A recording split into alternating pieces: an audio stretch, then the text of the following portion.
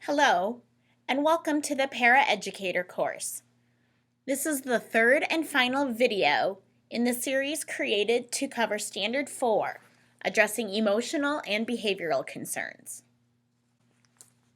As a reminder, my name is Britt, and I have worked for Keystone in a variety of roles, including school social worker for the past 17 years. My co-presenter is Dee Blanchard.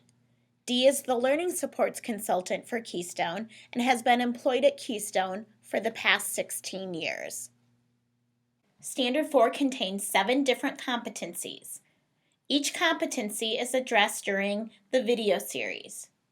With each competency, there are 3 to 6 objectives. This final video series, number 3, covers competencies 6 and 7. Standard 4 states the following. Under the supervision of a licensed education professional, the paraeducator will recognize that there is a cause or reason for misbehavior and assist in determining the cause or reason. Dee will now talk about Competency 6. As Anne mentioned, in this video, we will be addressing Competency 6 and Competency 7 of Standard 4. Competency 6 states that the paraeducator will recognize, address, and report bullying behavior.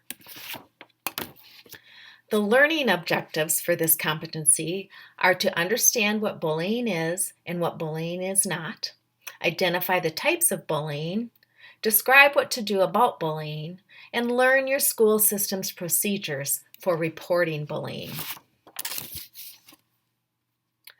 The majority of the information shared in this video for Competency 6 is from the Olveus Bullying Prevention Program. Olveus is a whole school program that is designed to prevent and reduce bullying in the school setting. It has over 30 years of research and effective implementation around the world. I am a certified trainer for the program, and I am happy to be able to share a little of what I have learned with you. Before we can effectively respond to bullying, we need to consider attitudes and notions we might harbor about who is involved, what bullying is and what it looks like, when and where it may occur, how it affects us, and why it continues. Take a moment and think about the questions above. You may pause the video while you consider how you would answer each question.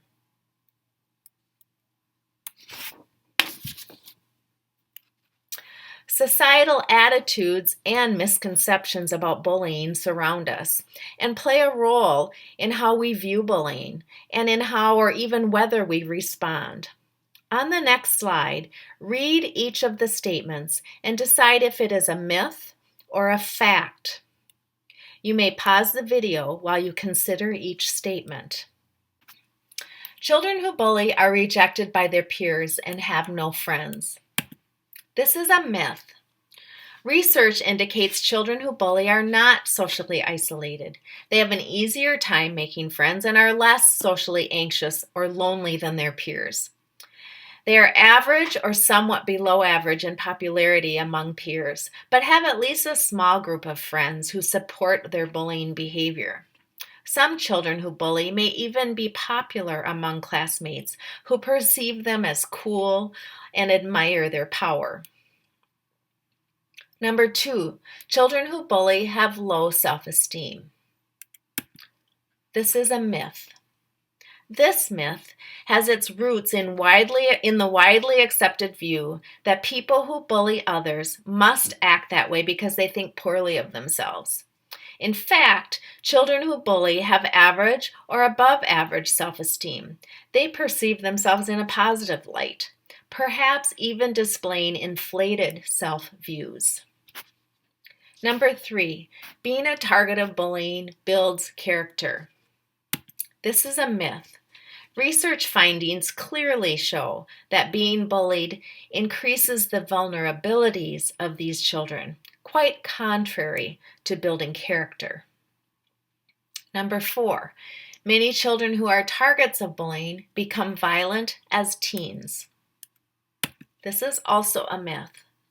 The portrayal of bullying victims lashing out in anger at their tormentors in school shooting incidents has been reinforced by the media over the past few years. However, most victims of bullying are more likely to suffer in silence than to retaliate. Many victims experience psychological adjustment problems like depression and low self-esteem that encourage them to turn their anger inward rather than outward. And number 5, bullying involves only perpetrators and targets. This is a myth. As we will discuss further, bullying involves more than the perpetrators and targets of the incident. Studies based on playground observations found that in 75% of bullying incidents, at least 4 other peers were present as bystanders, either reinforcing or discouraging the bullying.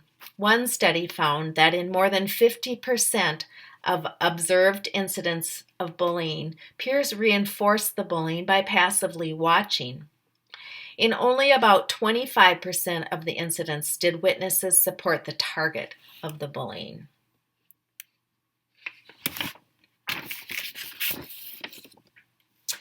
So it's important to begin with a common understanding of what bullying is and what it isn't. This is how bullying is defined in the Olveus program. Bullying is when someone repeatedly and on purpose says or does mean or hurtful things to another person who has a hard time defending himself or herself. We want to be careful to avoid using the terms bully and victim as much as possible when describing students. We want to avoid labels and focus on the behavior. So we always encourage this practice with all staff in schools. Bullying is characterized by 3 key components. First of all, bullying is a form of aggression. The behavior is often repeated, though adults often are not aware of patterns until a serious event occurs. But you do not want to wait for a pattern before responding. You need to address all negative behavior immediately. And number 3, unlike other forms of aggression, there is an imbalance of power or strength between the child who is bullying and the child who is being bullied. This imbalance of power can be physical, but often is emotional or verbal and can be quite subtle.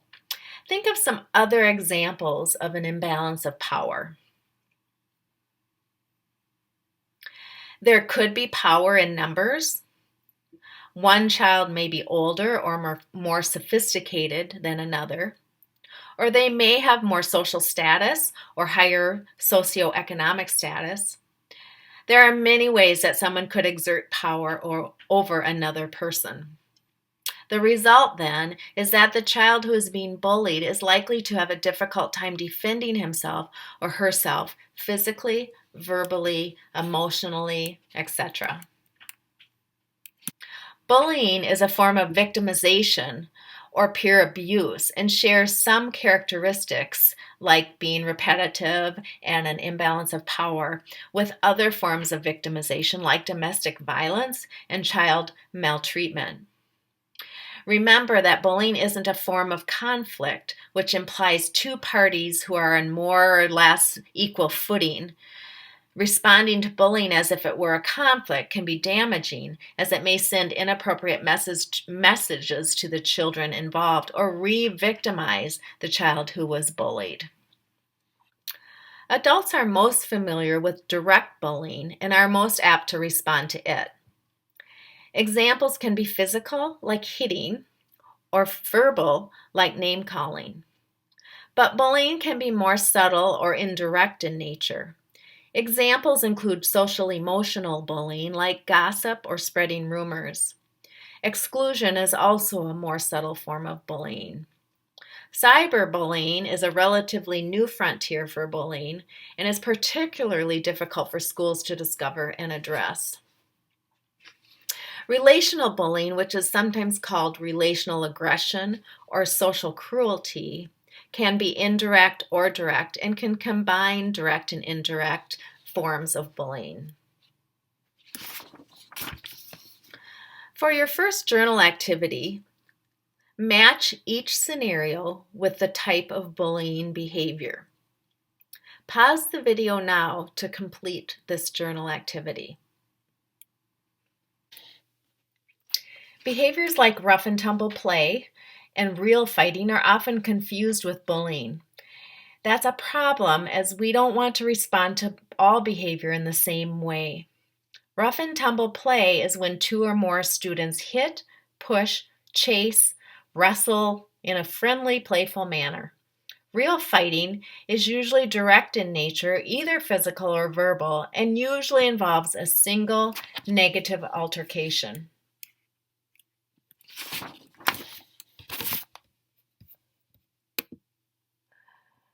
Download the handout Similarities and Differences Between Rough and Tumble Play, Real Fighting, and Bullying from the accompanying resources section of the website where you accessed this video. The handout describes some of the ways that you can distinguish between the different types of behavior. For instance, rough and tumble play differs from bullying in the relationship between the parties and the expression and atmosphere. Many times the kids involved are friends and the expression and atmosphere is friendly and generally positive, unless someone takes it too far. Real fighting differs from bullying in the repeated nature of behavior and imbalance of power. Fighting is generally not repeated, and the parties are usually on equal footing in terms of power.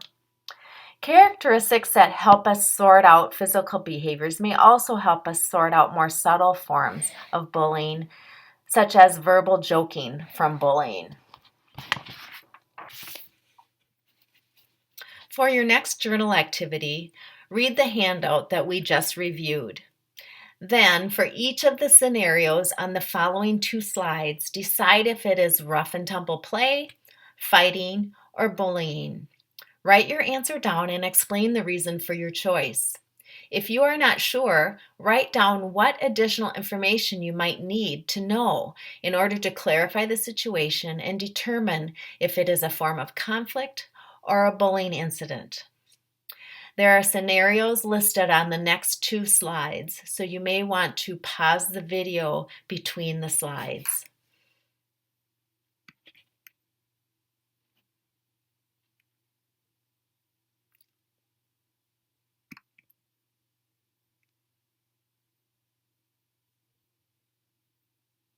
In the next few slides, we will be discussing risk factors and effects on children who are involved in bullying incidents. Bullied children usually have one or more of the characteristics listed on this slide. Some characteristics may be seen as both contributing factors or causes and consequences of the victimization. For instance, if a child feels insecure, his or her behavior may signal them as an easy target for bullying. While that insecurity may contribute to him or her being singled out for abuse, regular bullying is also likely to shake their confidence further. So the insecurity may be both a cause and a consequence of the bullying. In noting this, however, we need to be careful not to blame the victim of the bullying. No child deserves to be bullied, and bullied children are not responsible for the bullying. Bullying may seriously affect psychosocial functioning, academic work, or the health of children who are targeted. These effects can be both short and long-term. Being bullied is related to lower self-esteem, higher rates of depression, loneliness, and anxiety. Bullied children are more likely to report wanting to avoid school and have higher absenteeism rates. They report disliking school and receive lower grades. Bullied children report more suicidal ideation than non-bullied peers. Though relatively rare, suicide has been linked to persistent bullying. Suicidal ideation and depression appear more common among children experiencing indirect bullying, like exclusion or being ignored, than with direct bullying. And depression and low self-esteem can persist into adulthood. In a longitudinal study of 380 kindergarten through fifth graders, researchers found that early peer rejection in kindergarten is associated with peer exclusion and peer abuse by the time the students are in fifth grade. Peer exclusion leads to a decrease in classroom participation, which in turn leads to a decrease in achievement as measured by a standardized achievement test. Peer abuse leads to an increase in school avoidance, although this is not directly related to achievement. Children who are frequently bullied also report a variety of health problems. In a 2004 study of Dutch school children ages 9 through 12, they found that bullied children were more likely than peers to experience a variety of physical ailments. They were 3 times as likely as peers to have headaches, 2 times as likely to have problems sleeping, abdominal pain, and to be tense. They were 3 times as likely to be anxious, and 5 times as likely to be unhappy and much more depressed. Some children are at particularly high risk of being bullied because of ways they are perceived as being different. Sometimes these differences might be viewed as positive, for instance, gifted or talented. Sometimes these differences may be viewed as negative, such as those shown on this slide. These include physical, cognitive, learning, or behavioral disabilities, including ADHD and autism. Special health care needs or medical conditions that affect their appearance, or medical conditions such as diabetes, stuttering, and obesity. Students who are LGBT or are perceived to be LGBT are at higher risk of being bullied. Although there is no single profile of children who bully tend to have positive attitudes toward violence, be impulsive and have quick tempers, show little empathy for bullied students, be aggressive to adults, be involved in other antisocial or rule-breaking activities, and for boys tend to be physically stronger than their peers. Not all students who bully have obvious behavior problems or are engaged in antisocial activities besides bullying. Some are very skilled socially with teachers and other adults. For instance, they can talk themselves out of sticky situations. So it can be difficult for adults to discover or even imagine that some of these children are bullying others. Anyone can misuse their power to harm others. Even though we listed some common characteristics of youth who bully, there really isn't, again, a consistent profile.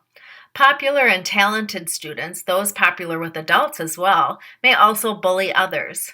Unfortunately, many media reports detail bullying behaviors from sports team leaders, cheerleaders, or those in popular groups who have abused their power. Classmates tend to rate children who bully higher in social status, and their teachers confirm that they are often among the most popular in class. Sometimes adults unwittingly lend support and additional power to students perceived as leaders who may be harming other students. Adults should not be quick to dismiss reports of bullying behavior by anyone. All reports should be investigated.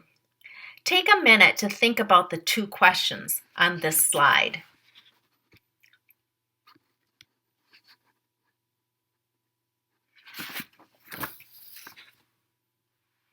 Why do children bully? Some motives for bullying are listed on this slide.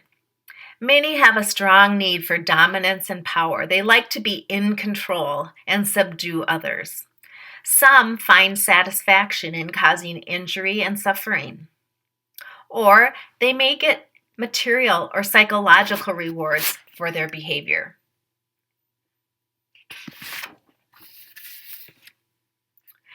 There is reason to be concerned about children who bully their peers. Researchers have found bullying behavior to be related to other antisocial, violent, or troubling behaviors. They are more likely than their non-bullying peers to get into frequent fights, be injured in a fight, steal or vandalize property, drink alcohol or smoke, be truant or drop out of school, report poor academic achievement, perceive a negative climate at school, or carry a weapon. Bullying may be a collection of gateway behaviors that, if not stopped, could become illegal antisocial behaviors in adulthood. Frequent or persistent bullying behavior is commonly considered to be part of a conduct disordered behavior pattern. This pattern may continue into young adulthood if not checked. A longitudinal study conducted in Norway found that 60% of boys who were identified as bullying others in middle school had at least one conviction by the age of 24. 35 to 40% had 3 or more convictions. Those who bullied were 3 to 4 times as likely as non-bullying peers to have multiple convictions by their early 20s. This study only included boys, but similar patterns may hold true for girls. Most research shows that approximately 10 to 20% of bullied students may also bully others. These students display social emotional problems similar to the victimized students. They may be depressed, socially anxious or isolated, feel disliked by peers, and have poor self-esteem. Or they may show behavioral problems similar to students who bully. Aggressive antisocial behavior, difficulty concentrating, impulsive or hyperactive. These students may try to bully weaker students, but are less effective than other children who bully. Their behavior may cause great irritation and tension in peers and adults alike. This results in considerable negative attention, but there's no evidence that they want to provoke others or be bullied. We've discussed how bullying affects children who are bullied and concerns for children who bully. Why else be concerned? One other compelling reason is the effect that bullying may have on bystanders or witnesses to bullying, who make up a much larger proportion of students in a school. Children who observe bullying going on around them may feel afraid or powerless to change the situation. They may feel guilty for not acting or responding in a way they felt they should. And there may be diminished empathy for the bullied students over time. Reduced empathy can result in bystanders joining in or siding with children who bully rather than intervening to help or support the bullied students. Peer group or bystanders play an important role in motivating and encouraging bullying in many situations. This graphic that we call the bullying circle illustrates the roles that students play in bullying situations. As this continuum shows, students who bully often get various types of support from followers, supporters, and passive supporters. Roles vary among participants and observers. Some are much more active than others. They are also dynamic in that a student may assume different roles depending upon the situation and the people involved. The goal is to shift behavior and attitudes within the school so that it becomes the norm to discourage bullying and defend those who are bullied, and reduce the power of the students who bully. Watch this video of a bullying incident. Use the bullying circle to identify the different roles that you see students taking. Jot some of them down. What did you choose? Space.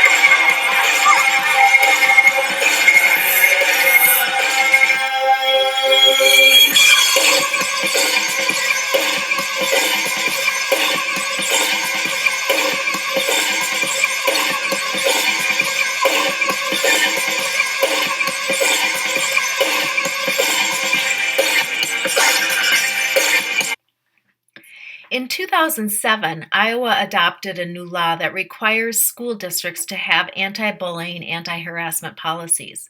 The policy must include a statement declaring bullying and harassment involving employees, volunteers, and students to be against state and school policy. It must include a definition of bullying and harassment, describe expected behavior, describe consequences for violating the behavior, and procedures for reporting and investigating incidents of bullying. These policies must align with state anti-bullying laws. If bullying disrupts the learning environment, then schools must address it. Your next journal activity is to access and read your school district's anti-bullying harassment policy. Write a paragraph about what behavior is expected of a paraeducator in complying with the policy. Pause the video now to complete this journal activity.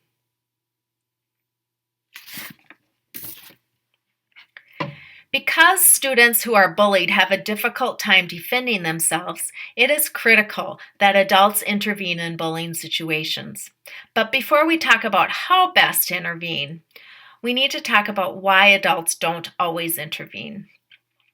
Research says adults overestimate their effectiveness. 70% of teachers believed they intervene almost always, while only 25% of students agreed. Here are some of the reasons adults don't intervene. They may have difficulty recognizing bullying versus kidding around. They might not recognize the importance of intervening. They might feel it's just a part of growing up or that kids need to learn to deal with it on their own. They may not be sure how to intervene without making the situation worse. Or they may only have a minute or two to address the situation. Without training, many adults simply ignore it, may yell at the student, may try to get to the bottom of it right then by lecturing the student. They might ignore the victimized student or embarrass them, and they might send the bystanders away. It's important to learn a consistent, appropriate way to intervene in bullying situations. All adults in a school should be prepared to address bullying they witness. The on-the-spot intervention can be used in situations when an adult sees or hears the bullying. Download the handout On-the-Spot Interventions, Detailed Step-by-Step Instructions from the accompanying resources section of the website where you accessed this video. Pause the video now to read this handout. In this short video clip, you will see several brief scenarios of a girl attending a new school being bullied. You will be using this video clip to complete the journal activity on the following slide. Let's see. How was my first day? Sorry. What are you apologizing for? Your clumsiness or your sorry outfit?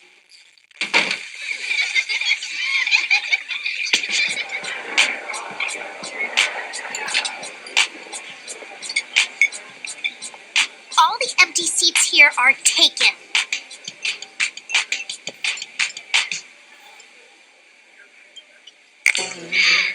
Now that's what I call accessorizing.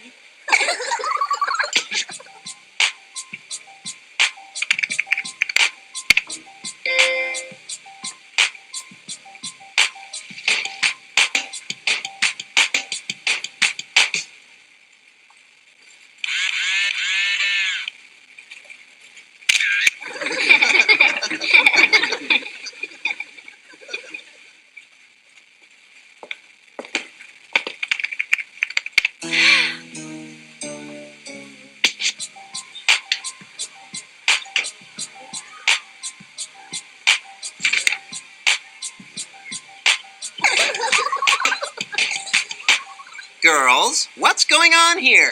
Nothing, Mr. Bittner. How was my first day? My first day was great. Just great. For your next journal activity, choose one of the brief bullying scenarios in the video clip that you just saw. Use the handout on-the-spot interventions, detailed step-by-step instructions from slide 44 as a guide to write a script about what you would say if you were the staff member who saw the incident and needed to intervene. Write 1 to 2 sentences for each step as if you were talking directly to the student or students. Pause the video now to complete this journal activity. Adults don't always witness bullying firsthand and must learn what to do if they suspect it. You may suspect bullying if a student is spending time alone during lunch or recess, acting anxious or depressed, or if you overhear students talking about it, or if there's a noticeable change in the student's behavior. When you suspect but don't witness bullying, intensify your observations of the child. Talk with your colleagues. You may want to talk with the student or with other students and report your suspicions to your administrator or to your partner teacher. Suspicions always deserve follow-up action by adults. Here are some things you can do to help prevent and respond to bullying incidents. Build a positive relationship with your students. This will help them know they have a caring adult in their lives who will listen and try to help. A student who is being bullied often suffers in silence, but will be more likely to tell an adult they like and trust. Move and scan when you are supervising. Use this opportunity to build relationships and be diligent observers of hurtful behavior. Be active listeners. Intervene immediately. Practice the on-the-spot steps so that you can intervene consistently and calmly. Report the bullying to a teacher and/or the principal. The bullying will likely not stop without the help of adults. Follow up in a few days. Check in with the student to see how it is going. Download the handout, Paraeducators and Student-to-Student Bullying, from the accompanying resources section of the website where you accessed this video. The handout outlines the results of a nationwide survey conducted by the National Education Association to get the opinions of educational support professionals and teachers on issues relating to bullying in public schools. Almost 1,000 of the respondents were paraeducators. Presented in the article are highlights of the survey along with tips for preventing and intervening. You will need this article to complete the journal activity on the next slide. Read the article, Paraeducators and Student-to-Student Bullying. Do you agree or disagree with the results of the NEA survey as it relates to what paraeducators said? Why or why not? Write down a few of your thoughts on your journal. Pause the video now to complete this journal activity.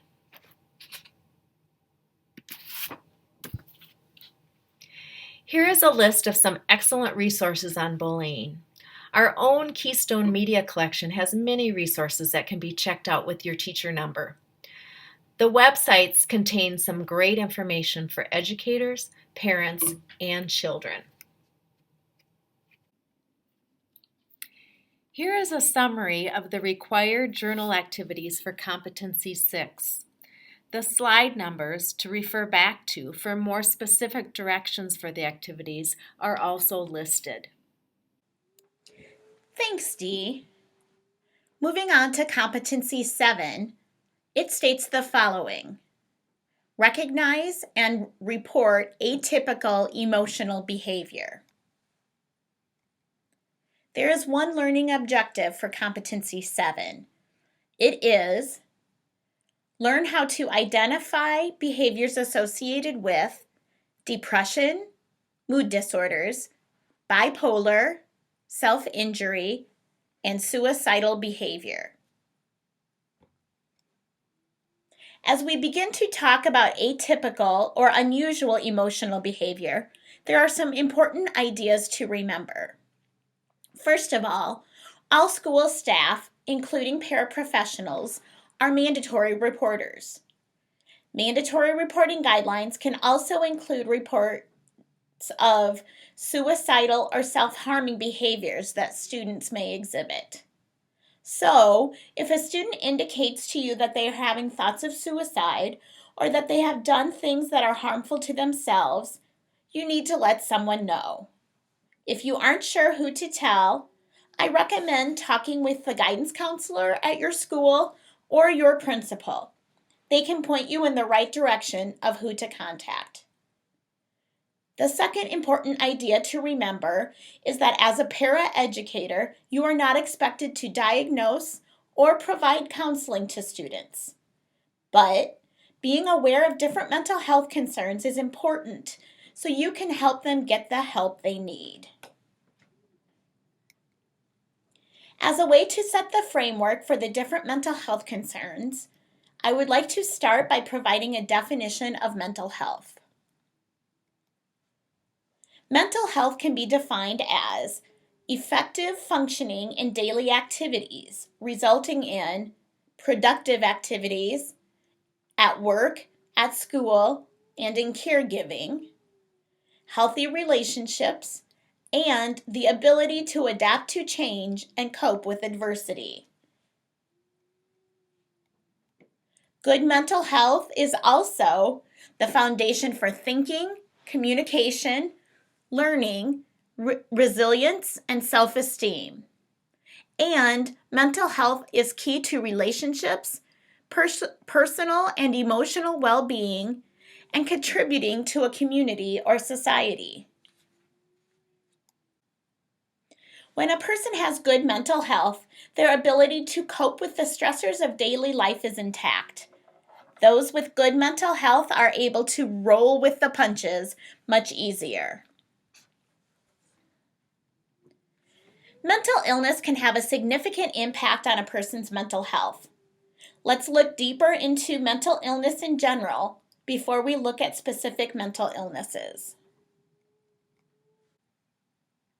The term mental illness refers collectively to all diagnosable mental disorders or health conditions. Mental illness causes significant changes in thinking, emotions, or behavior, as well as distress or problems functioning in school, work, or family activities. Mental illness is a health condition involving changes in thinking, emotion, behavior, or a combination of these, and can be associated with distress or problems functioning in social, work, or family activities. There aren't clear causes for mental illness. However, medical professionals believe that possible causes include genetics, a chemical imbalance in the brain, traumatic life events, and the environment in which a person lives. As professionals working with and getting to know individual students well, you are in a perfect position to notice early warning signs. Some early warning signs of mental illness include withdrawal, recent social withdrawal and loss of interest in others, a drop in functioning, an unusual drop in functioning at school, work, or in social activities, such as quitting sports, failing in school, or difficulty performing familiar tasks. Problems in thinking is another early warning sign. Problems with concentration, memory, or logical thought and speech that are hard to explain. An increased sensitivity or heightened sensitivity to sights, sounds, smells, or touch, or avoidance of overstimulating situations can also be a warning sign. Apathy, defined as a loss of initiative or desire to participate in activities, can be a warning sign of mental illness. Additional warning signs include feeling disconnected, a vague feeling of being disconnected from oneself or one's surroundings, a sense of unreality, illogical thinking, unusual or exaggerated beliefs about personal powers, illogical or magical thinking typical of childhood and an adult. Being nervous, fear or suspiciousness of others or a strong nervous feeling. Unusual behavior, which can be odd or uncharacteristic behavior in a person. You may notice sleep or appetite changes, dramatic sleep and appetite changes, or a decline in personal care. Somebody may at one time really care about how they look and they're always well kept, and then you see them later on and maybe their clothes aren't clean or their personal hygiene isn't good. That would be a change in personal care. Another warning sign is mood changes, rapid or dramatic shifts in feelings. If you notice any of these warning signs in a student, it can be really scary, but there are ways you can help. The website psychiatry.org recommends the following ways to help. Family involvement is crucial. They are valued partners and should be involved whenever possible. In the situation of students, family notification is required. The majority of the students in public school settings are under the age of 18, which means the school is obligated to inform parents about any concerns they might have. Second, learning about mental illness and what is happening in the brain can help individuals and families understand the significance of the symptoms, how an illness might develop, and what can be done to help. Just as with other medical illnesses, early intervention can make a crucial difference in preventing what could become a serious illness. Additional ways to help include encouraging the person or family to have an evaluation by a mental health or other healthcare professional, to learn about mental illness, including signs and symptoms, receive supportive counseling about daily life and strategies for stress management, and being monitored closely for conditions requiring more intensive care. Now that a broad overview of mental health and mental illness has been provided, we're going to look at a number of specific mental illnesses that are considered atypical or unusual behavior. We will first begin with mood disorders. What are mood disorders? The term mood disorder is a broad category that includes depression, bipolar disorder, and anxiety.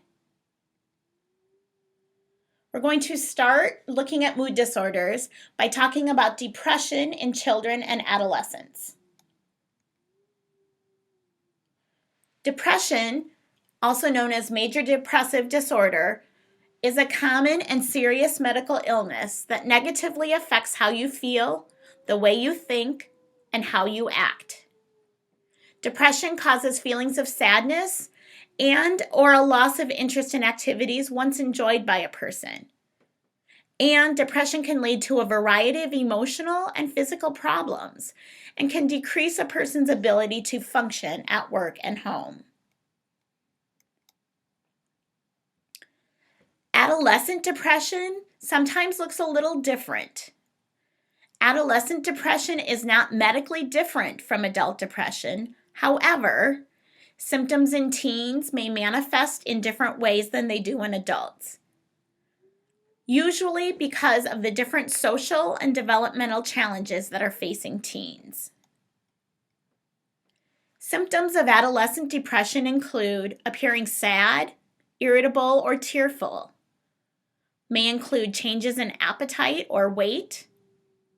You may notice a decreased interest in activities once found pleasurable. Oftentimes there is a decrease in energy and difficulty in concentrating as well. Additional symptoms of adolescent depression can include feelings of guilt, worthlessness, or helplessness. major changes in sleeping habits, regular complaints of boredom, even talk of suicide, withdrawal from friends of after-school activities, or worsening school performance. Next, I'd like to show a short 5-minute video on the top 5 myths of teenage or adolescent depression. Not that long ago, doctors thought depression couldn't even happen to teens. And if they exhibited any signs of depression, they were simply dismissed as being moody and irritable. But as many teens, and used to be teens like myself, can attest, depression in your younger years is a very real thing. The first thing you should know about teen depression is that it's probably more common than you think. Teenage depression is a mental and emotional disorder that leads to symptoms such as prolonged sadness, loss of interest in activities, lowered self-worth, and feelings of discouragement. According to the National Institutes of Health, rates of adolescent depression peak around age 16. By 18, around 11% of kids have been diagnosed with clinical depression. Just to put it in even more perspective, 1 in 5 kids in the U.S. has experienced at least one bout of depression. Fact number 2, teenage girls are twice as likely to experience depression. According to the Substance Abuse and Mental Health Administration, between ages 12 and 15, depression rates triple among girls. Doctors still aren't entirely sure what's to blame for such a steep increase, but it probably has to do with a mix of hormonal changes brought on by puberty as well as peer pressure. And speaking of at-risk populations for teenage depression, LGBT youth are twice as likely to experience depression compared to straight teens and are 3 times as likely to have a history of suicidality. Bullying is often cited as a primary cause of that escalated rate of depression among lesbian, gay, transgender, and bisexual teenagers. A 2013 study found that 14% of 8th graders were bullied in school for either being gay or being suspected of being gay. Even more alarming is that a 2009 study from the Centers for Disease Control and Prevention found that out of 7,000 LGBT middle and high school students, 8 out of 10 were verbally harassed by classmates, and 4 out of 10 were physically harassed. Whether we're talking about boys, girls, gay, straight, transgender, what's important for parents and teachers to recognize in particular is that teenage depression can look a bit different than adult depression. Specifically, hallmarks of teenage depression include things like irritability as opposed to outright sadness, or complaints of physical aches and pains, as well as extreme sensitivity to criticism, particularly for teens who tend to be overachievers, as well as social withdrawal, but not complete social isolation. If you or someone you know is a teenager battling depression, the 5th and perhaps most important fact to know is that it can get better. Cognitive behavioral therapy, or talk therapy, sometimes paired with antidepressant medication, is the typical professional treatment for prolonged bouts of depression in teenagers. If those kinds of resources aren't accessible for you, even just talking about it to a friend or family member can help alleviate those initial symptoms of depression. A recent study among high schoolers found that even just understanding and believing that life can change and get better has an insulating effect from depression during those crucial teen years. While that might sound like a naively optimistic mantra to cling on to, I can tell you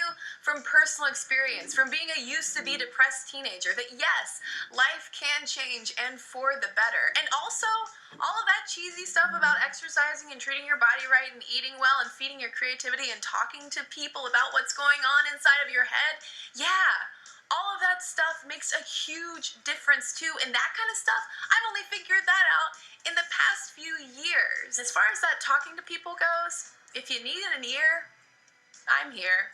I didn't mean to make that rhyme. You can always message me, you can email me, you can tweet me, you can Facebook me. In the meantime, be good to yourself, and be good to others too. Next, we'll talk about bipolar disorder. Bipolar disorder is a mood disorder that is identified by extreme changes in mood, thought, energy, and behavior. These changes in mood are often called manic episodes and depressive episodes. A hallmark of bipolar disorder is the cycling between mania and depression. Symptoms of bipolar disorder are categorized into mania symptoms and depressive symptoms. Mania symptoms include heightened mood, exaggerated optimism and self-confidence, excessive irritability and aggressive behavior, a decreased need for sleep without experiencing fatigue, and grandiose thoughts and an inflated sense of self-importance. Additional mania symptoms include racing speech, racing thoughts, and flight of ideas, impulsiveness, poor judgment, and being easily distracted, reckless behavior, and in the most severe cases, delusions and hallucinations. Depressive symptoms of bipolar disorder include prolonged sadness or unexplained crying spells, significant changes in appetite and sleep patterns, irritability, anger, worry, agitation, and anxiety, pessimism or indifference, and loss of energy or persistence lethargy. Depressive symptoms also include feelings of guilt or worthlessness, an inability to concentrate or indecisiveness, an inability to take pleasure in former interests or social withdrawal, unexplained aches and pains, and recurring thoughts of death or suicide.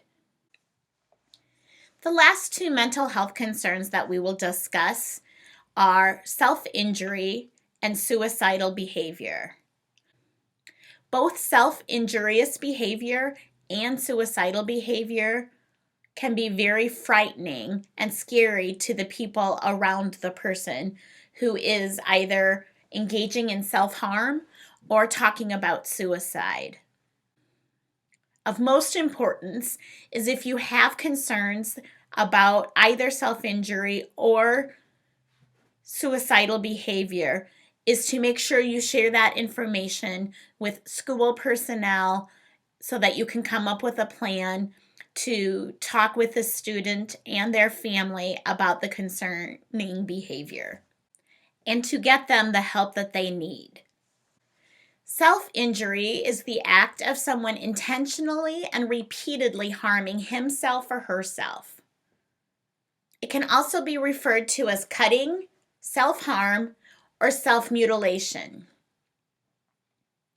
Self-injury can include cutting, burning, punching, or drinking something harmful like bleach or detergent.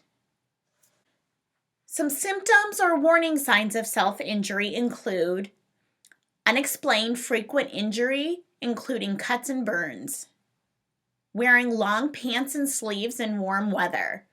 This is to hide evident cut marks on arms or legs.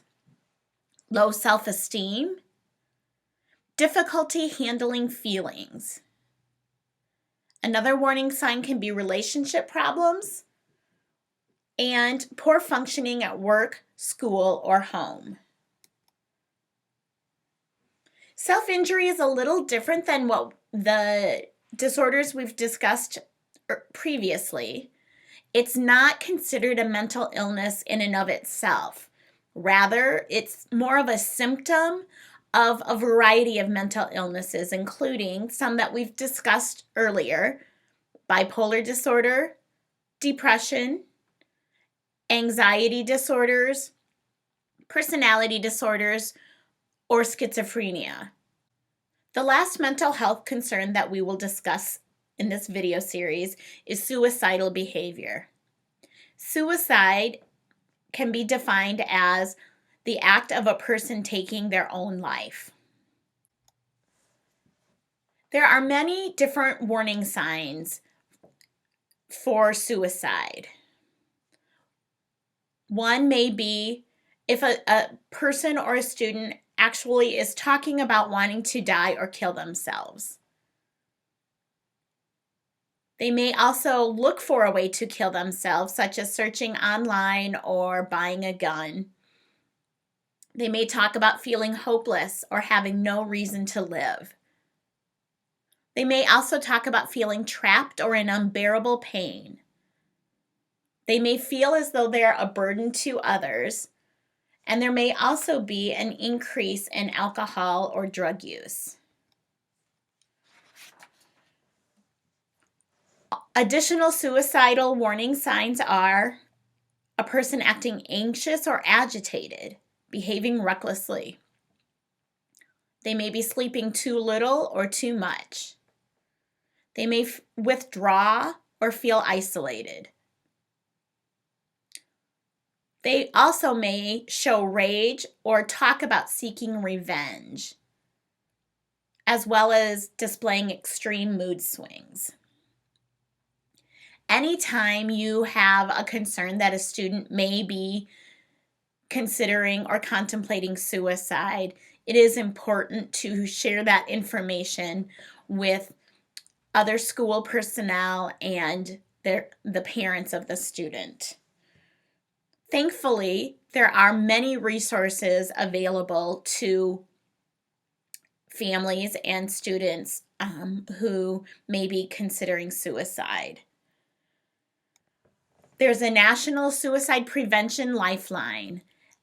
It's a 1-800 number, and people are available to talk 24/7, so it's always available. They also have a really good website, suicidepreventionlifeline.org.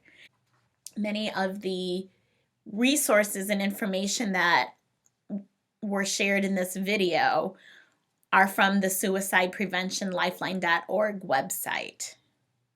As we end our video series about Competency 7, recognizing and reporting atypical behavior, I would like to end with a video that's about 12 minutes long. It's about a young man who attempted suicide, and he shares his story about what led up to the suicide attempt and how he was able to move on after that and have a very successful life.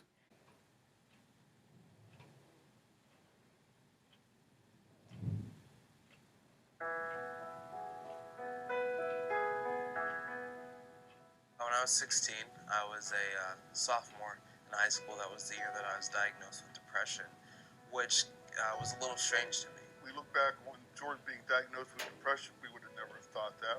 And especially with me being in high school and working with high school students, I feel he was going through the regular adolescent thing, starting to sleep in a little bit more, starting not to do all his homework, wanting to stay up late at night. Go JV, go JV. I was a popular student. I was one that was always smiling, always laughing. If you saw me in a hallway, you would think that's the last person in the world to have depression. So it was confusing to me to be diagnosed and have those emotions when it seemed as though I had everything that I wanted. A girlfriend, playing sports, popular, but still it felt like there was still a hole inside of me and I couldn't figure out why I had a lack of motivation to get out of bed, why I was randomly crying. So when I was 16, I was going to school with a mask on my face, acting and pretending as though I was really happy with the things that were going on around me. When Jordan was first diagnosed, we really didn't realize what was wrong. And I think from my perspective that I sort of understood that with depression, it sort of gave answers to some things where I think it took time for Earl to really understand that these were the things that were going on and why he was behaving in the way that he was. And for Jordan, I think it was hard at first. He didn't, like in therapy, didn't talk a lot at first to the counselor. Then he began to become a little bit better with it, with talking to her. But when I look back on it now, I don't know really at that point that he really even accepted the fact that he was depressed.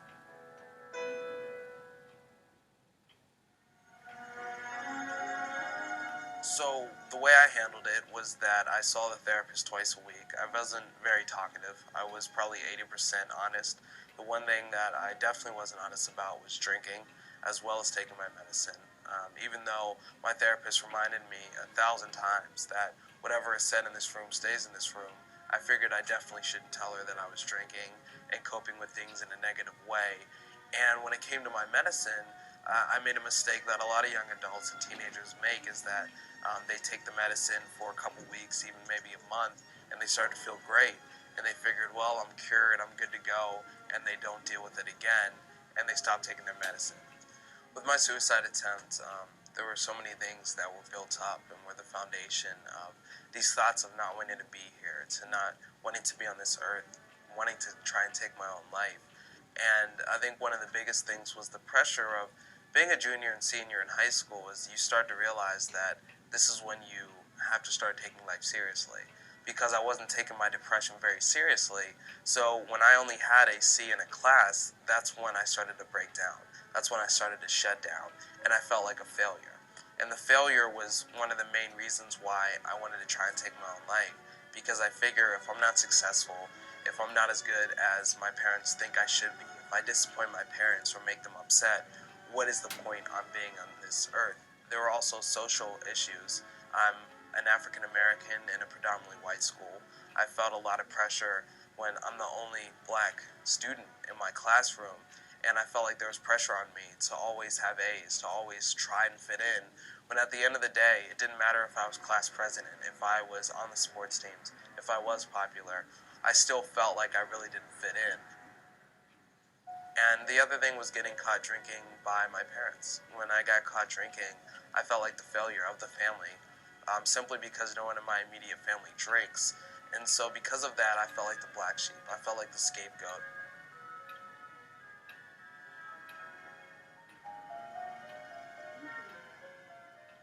When I had these suicidal thoughts, I didn't know how to talk to anyone, because I figured I was the only one who had those thoughts and emotions. And if I told someone, I just figured that the automatic reaction would be I had to go to a psych ward. Now, I did go to a mental hospital during my junior year after I had a breakdown, and I put pills on my desk and I threatened to take them. The funny thing is that when I was in that mental hospital, there were things that I told complete strangers because I knew that they understood where I was coming from. And I couldn't say that to my therapist. I couldn't say that to my parents. I couldn't say that to friends, because they didn't truly understand the real Jordan that hated himself, wondered every day whether I should be here or not. The day of my suicide attempt, I woke up just like any other day. And even though at that point I did have depressed feelings, I had depressed thoughts, there were days that I could wake up and forget about them. And that was definitely one of those mornings. And that's when my dad walked in with a duffel bag full of alcohol that I had in the trunk of my car. Now, when he dropped that bag, my heart dropped with it, saying to myself, I disappointed my parents yet again, as their son. Someone that should be making them happy, making them proud. All I do is upset them. So what's the point on being here? My dad confronted me about the alcohol. He didn't yell, he didn't scream, but it didn't matter, because everything was just numb to me at this point. And although my parents were very honest in that conversation, were very nice in that conversation, that was when I went to my room, like I usually do, whenever I'm upset or had a conversation with my parents. This time was a little different, though. When she knocked the first time, I said, "No, Mom." And then she knocked again, but by that time, I was actually out of my 9th-story window. It was impulsive. I didn't plan it that day. I didn't know that it would happen. That night, I was flown to the hospital and given 48 hours to live, and then a 40% chance to live after that. And after being in a coma for 5 days, I started to come to. After, my suicide attempt, I still wanted to see a therapist. I still wanted to see a psychiatrist, because I still wanted to take medicine and make sure that emotionally and mentally that I was still stable. Even though I knew I wasn't going to beat depression, I knew that I could cope with depression in a better way. Now, one change I did make was having a psychiatrist who did both the therapy and talking part and also administered the medicine. And I think that's something that really helped me out. I think that's something I really benefited from. I knew that 9 stories, it was a miracle that I was alive. So I appreciated being alive. I didn't fall into a bigger mist of depression. I didn't fall into a bigger mist of suicidal thoughts. I just felt as though I felt fortunate to be here. I knew that I had a second chance at life. Now, what I was going to do with that second chance, I had no idea. But I knew that I was going to make it a positive one. I would be lying to you if I said that I was laying in that hospital bed and I couldn't move, I couldn't talk, and I always had a positive attitude. But one thing I always thought was that I have to be at peace with the things that I can't control at this point. And that's something that I really held on to in my time in the hospital, is that I don't know when I'll be able to get out of a hospital bed. I don't know if I ever will. If I'll ever get into a wheelchair. If I'll ever be able to get out of a wheelchair. If I'll ever walk again. But I just wanted to be content with how my life was and try to help other people so that it didn't get to that point for someone else. Because I never want anyone else to go through the 5 months and the grueling pain and frustration that I did after my suicide attempt. So that was probably my main motivation to get healthy and to take my depression more seriously, is to not only make myself better emotionally and mentally, but also get myself to that point so that I can help other people out as well. With my depression, it's very important to have a healthy emotional balance, and the best way to find that is to know yourself, to realize who you are as a person and what really makes you happy. And that includes, for me, going out with friends, watching movies with my girlfriend, being able to hang out with my parents, to be able to be around people. I'm a people person, so I love being around people. Working out is huge. I love being able to work out, to physically still get better. Even though I'm able to walk, I still have a long way to go to physically be where I want to. It's very therapeutic to be able to tell my story, knowing that it's helping someone else and knowing that I'm making a difference and adding a positive light to society, which is something I never thought I would do before. Really drew even closer, if that could be possible. But I think a big part of this was Jordan really, again, accepting that he did have a mental health problem. I have the same depression that I had before, but the way that I cope and deal with it is in a much positive way than I did before. I don't have thoughts of wanting to try and take my own life. Do I question, how am I going to get through this day? Why am I here? Yeah, I definitely have thoughts of that. But what I do with those thoughts is different. And I think that's what's the main difference, is the coping abilities that I have now and the honesty that I have in being able to verbalize my thoughts and emotions with my depression. We're all going through different problems in some way, and it's not necessarily the situation or your event that got you down, that made you upset, but it's how you perceive it and it's how you handle it. The main message is that you're not the only one going through these problems and ideas and these situations, but you can verbalize them and you can cope with them in a healthy way to get you through that. And that's basically what I want kids to understand. That's something that I didn't know. I didn't know that there were other people going through the same type of issues, the same type of problems, that there would ever be anyone else that would have suicidal thoughts. I wish I did speak up about my emotions, about my feelings, because I could have heard someone else say, well, I go through those struggles as well. I could have heard someone else saying, I have stress, I have anxiety, I had those thoughts at one point. So in a way, I wish I would have verbalized that.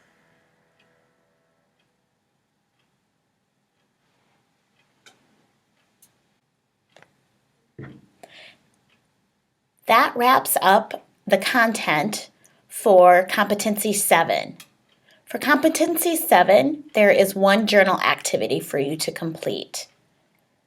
What I would like you to do is to choose one of the mental illness or mental health concerns that was discussed during this video and answer the following questions. What symptoms could you observe while the student is at school for this mental health concern? What would you say to a student if you were concerned they had one of these mental illnesses? And number 3, with whom would you share your concerns? The answers to those questions can be put in the journal activity form that is included in the accompanying resources found on the same web page as this video link was.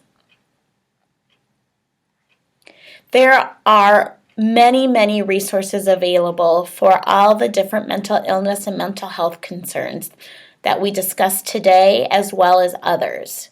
Here are just a couple of resources, and these links are also available in the accompanying resources where you found the journal activity form and the link to this video.